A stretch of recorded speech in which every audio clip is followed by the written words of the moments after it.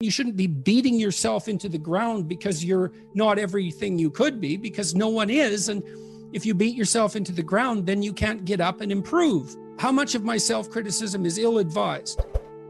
Fair enough. And you want to deal with yourself with a certain amount of care.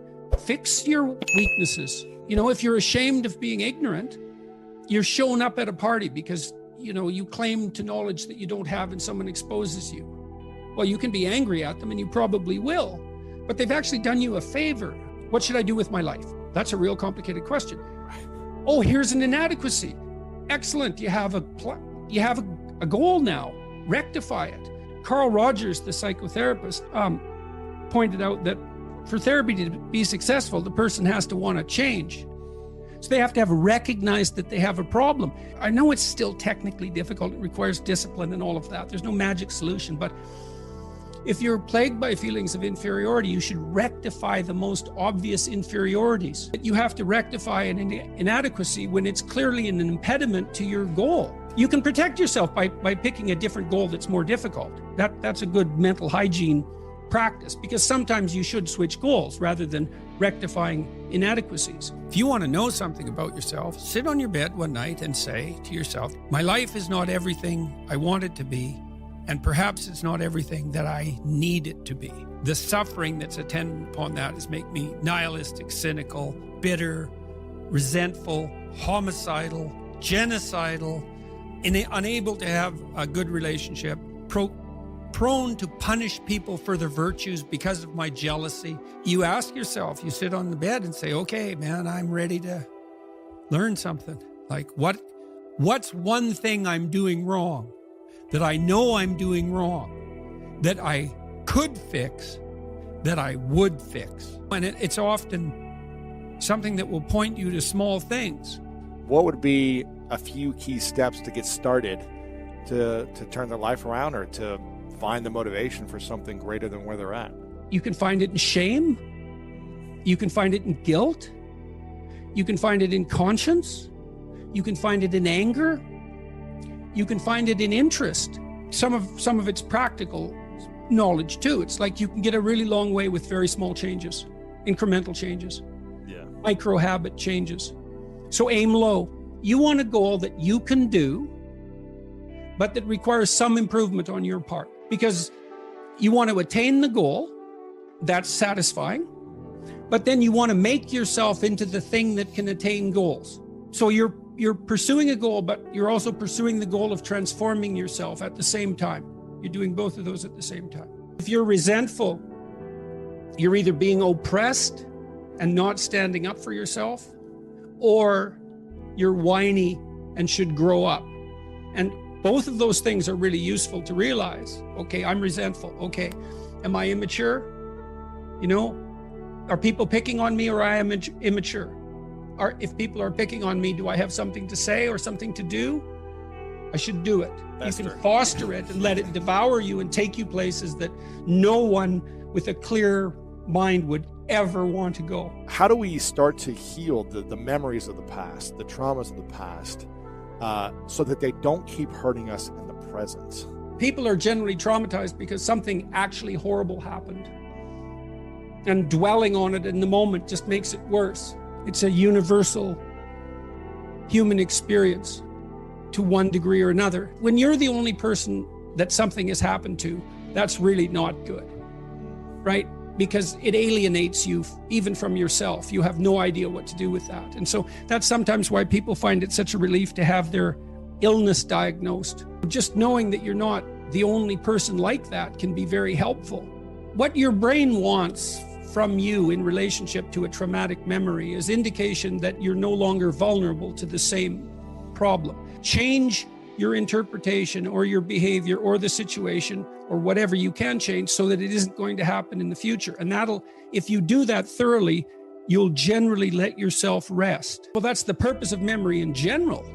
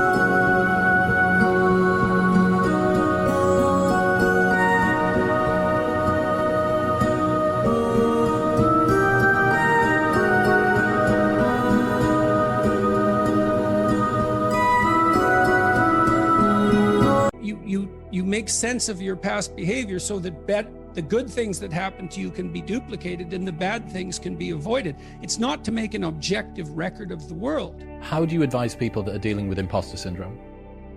Oh, everyone deals with that.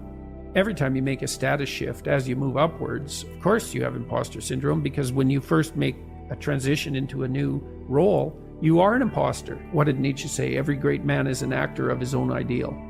And that feeds into the imposter syndrome in some sense. If you want to move to the next stage, at some point you have to act like you're already there when you're just barely started. And of course you're going to feel like you're an imposter if you have any sense, because you're just barely there. You just made the transition. That's okay. That's not a problem. First of all, you have to understand that everyone with any sense who isn't narcissistic feels that. Don't be a phony. That's the first thing. If you're dealing with competent people and you admit your ignorance, the competent people never judge you harshly for that, as long as you've been paying attention. You can be an ignorant newbie, and you can even ask the questions that are necessary to ask in that position and sort of reveal your inadequacy. And as long as you're dealing with competent people and you've been paying attention, they're just going to answer your questions. The only treatment we really know for that is to expose yourself to things that you're afraid of voluntarily and to become braver as a consequence of doing that. But some people have to live with that more than other people. How should people become more dangerous? Oh, becoming more articulate is definitely, I would say, that's the primary array of weapons. There's nothing that makes you more formidable.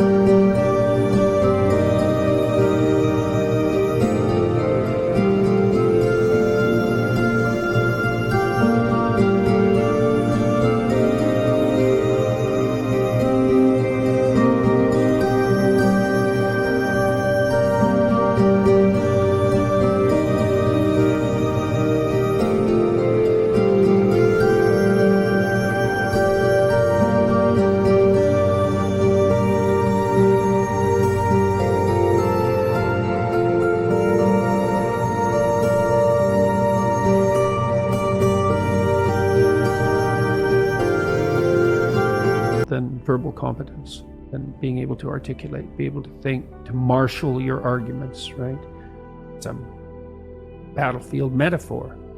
Get everything in order. You want to take your rightful place in the kingdom? It's like, get your tongue straight, man.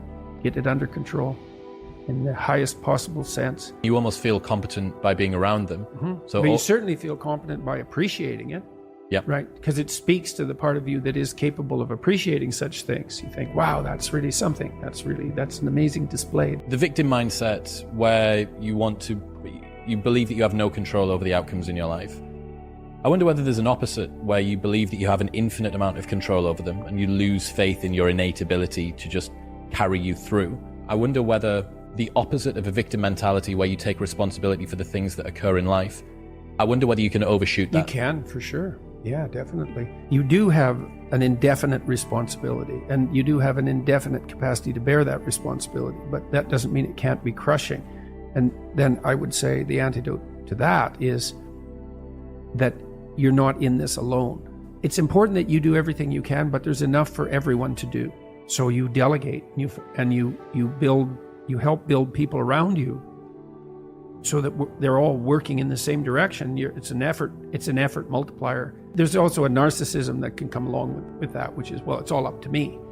And even if you're working in a very competent manner, it can seem that way, but there's plenty of work to go around, and there's plenty of credit where credit is due. You said truth in the service of love. Mm-hmm. What do you mean by that? When I was a clinician, I thought of that as the good in me serving the best in my clients. And I think the desire for that to happen, that's love. You want the broken people to rise up out of their brokenness rather than despise them for it.